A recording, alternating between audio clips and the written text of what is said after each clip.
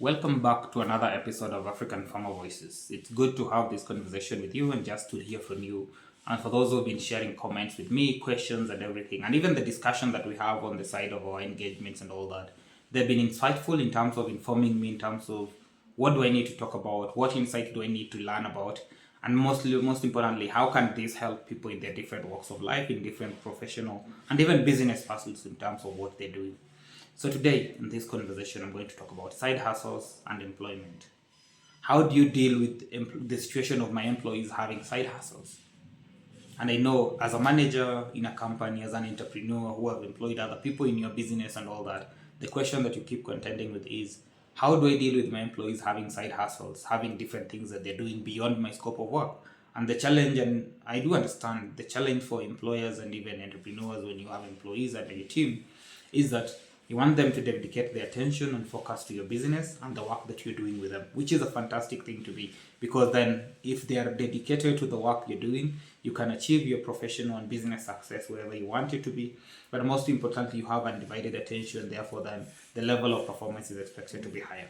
That is what we perceive, that is what we aspire for, and that is what we hope for. It is a good place to be, but then we also have to understand that humans are diverse, but also the context in which they operate and work from matters a lot. Why do I say this? Gig economy has side hustles and every other thing that people do. It's on the upward trend, and actually the economy is not as good. The government taxation and all that is not as bearable to most people. So what are people doing to make ends meet, to afford their livelihoods and all that? They're taking up alternative engagement, side hustles unrelated. So then it's going to happen whether you like it or not. The question is, should you know or should you not know about it? And should I permit or should I not permit them? And that is a context where you now look at it from a point of, how do I go back to the labor laws and the labor provisions on one side from a legal regulatory requirement piece, but as two, how do I look at it from a humanistic perspective? And then the third thing is, how do I look at it from a risk perspective to the business?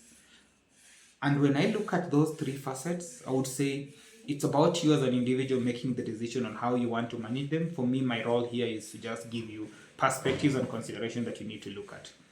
When you employ somebody into your job, you're employing them to do a particular task and a particular responsibilities in the business. Contract most of the time, when you look at the Kenyan labor laws, 8 to 5 Monday to Friday and half day on Saturdays, the sixth day of the week. So that is what the labor laws provide for. Anything beyond that, if you look at it from that level, might be outside their scope of responsibility, and therefore anything they do outside of those time zones, time slots, whatever it is beyond your responsibility, and actually they don't owe to explain to you in any way or the other.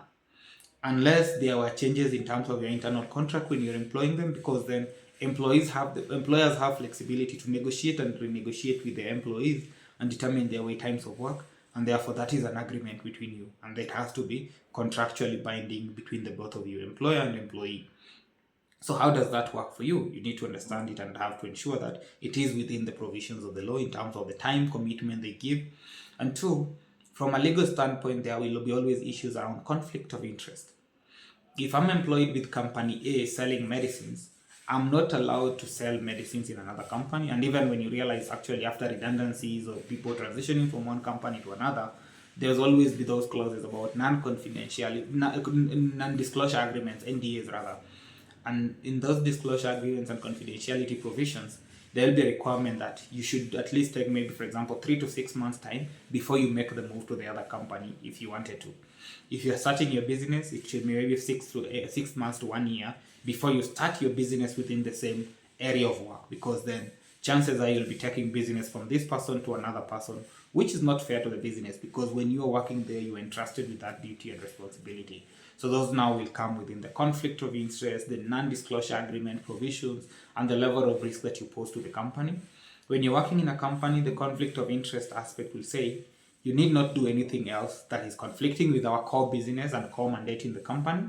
And if you're doing any other thing, it should not take time away from your responsibilities, should not impact your ability to deliver to the company that you're working with. And as an employer, once you understand that, the question is, what are the things that other people are working on, and how can you engage with them to support them in their work, but also to support your mission in delivering value for your business. So legally, those are the key considerations that you look at. The humanistic aspect, understanding that the economy is not forgiving. Cost of living is high, and people have to find ways to make ends meet in their own lives to provide for their families. You look at it in the sense that you might give them your salaries at the best level of the company that gives you sustainability, but also they need additional needs, whatever it is that you need to sort. So then they need to look at how to make that. It should just not come at the expense of your business, at the expense of your company, and that is a humanistic approach. And therefore, then if you look at it from everybody doing their best with what they have, that should be something that is understandable.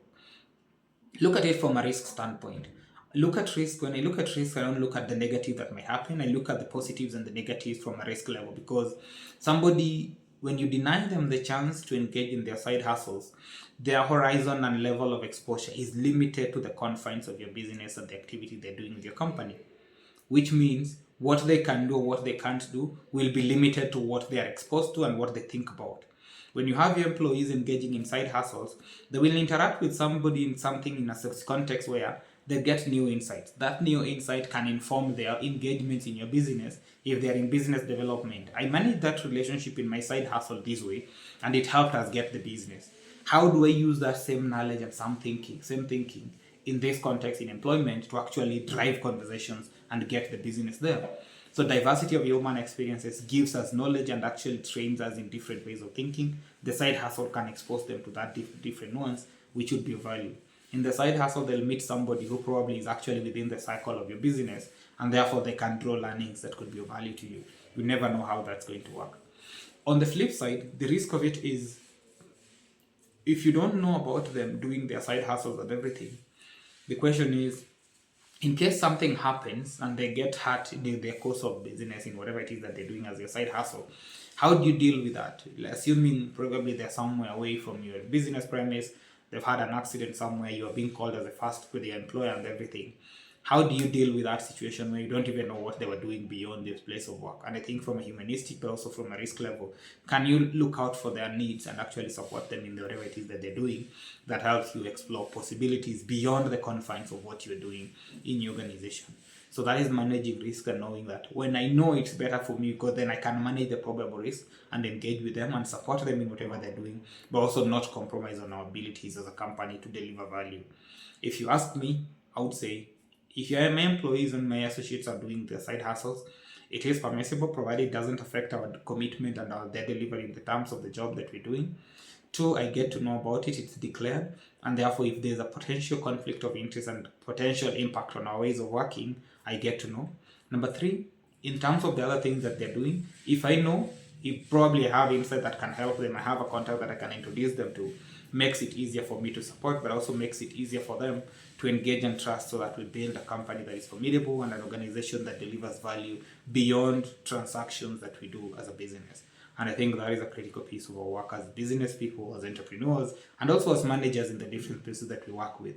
So side hustles are going to be there, whether we like them or not. The question is, do I know, don't I know about them? And if I don't know, what is the risk? If I know about them, how do we mitigate and actually harness the value of those side hustles that are happening in our ecosystem?